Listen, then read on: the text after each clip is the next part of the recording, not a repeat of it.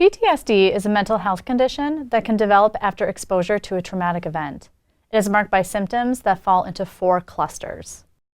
The first cluster is intrusions, which includes nightmares or intrusive thoughts about the event or events, or becoming physically or emotionally distressed when reminded of the event. The second is avoidance. That is, individuals with PTSD actively avoid thinking about, talking about, or having feelings about the event or events that they have experienced.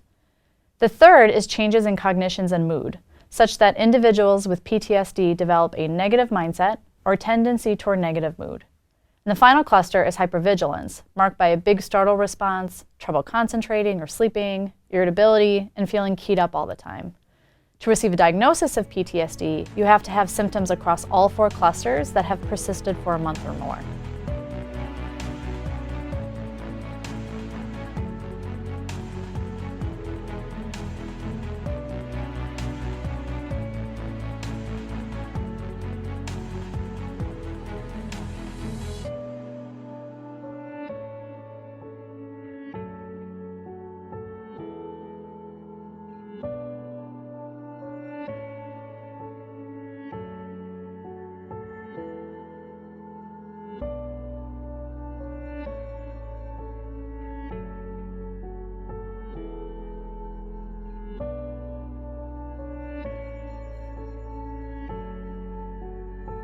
So when we avoid things that are distressing, it provides some temporary relief. That is, when we don't think about it, we feel better. But active avoidance also prevents us from confronting and making sense of previous events.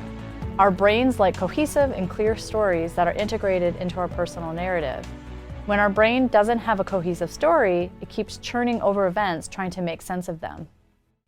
Greater avoidance can lead to more intrusions and hypervigilance. Intrusions happen because our brains are still thinking about and trying to make sense of our past events, and the thoughts or memories can pop into one's head when our guards are down. This makes us hypervigilant and keyed up, as our brains are telling us that there is something out there to be feared and defended against, rather than what it should be telling us. It should be telling us that we have a memory that may be sad, distressing, or upsetting, but it is a memory without the power to harm us in the present. If avoidance is used to control how one feels, it doesn't allow one to confront and naturally habituate to the memory.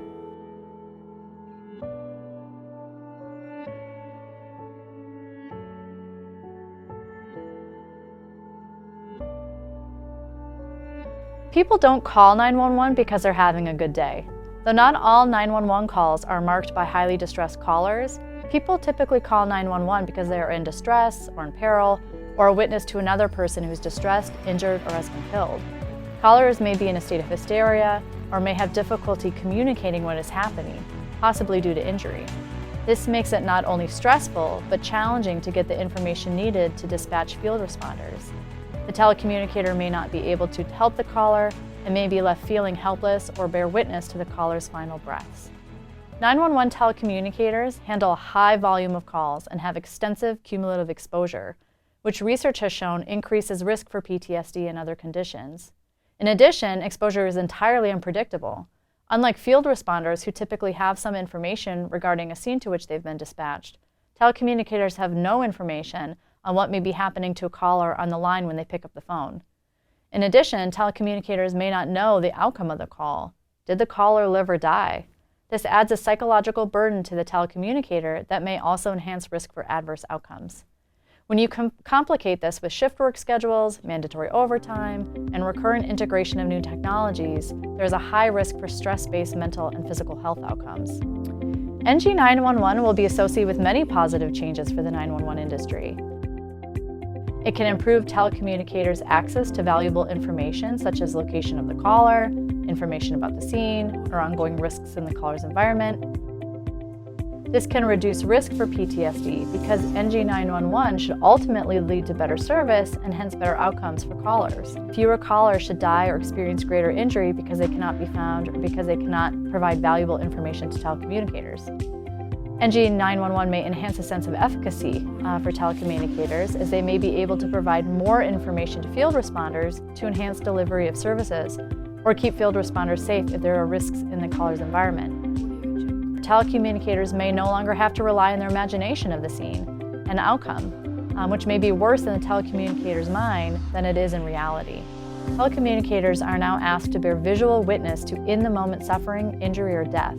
For telecommunicators who are suffering from duty-related PTSD or who have suffered their own personal traumatic events, images may be a strong trigger that could impair in-the-moment performance or lead to a greater influx of distress and symptomology following the call. The introduction of this technology compels the industry to proactively and intentionally put in place prevention and intervention efforts to safeguard the wellness of our first responder. We need to do everything that we can to protect this invaluable population, particularly on the eve of such a dramatic industry shift. The onus is on the industry to clean up environmental risks within agencies and prepare psychologically and cognitively first.